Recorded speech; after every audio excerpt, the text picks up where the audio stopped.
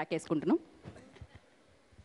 వెంకన్న తీర్థంలో యాళ్ళ పొద్దు ముహూర్తంలో పూల జడ ఎత్తుతుంటే పుస్తెను గడుతుంటే ఏ కన్ను చూడకుండా కన్ను నాకు గొడుతుంటే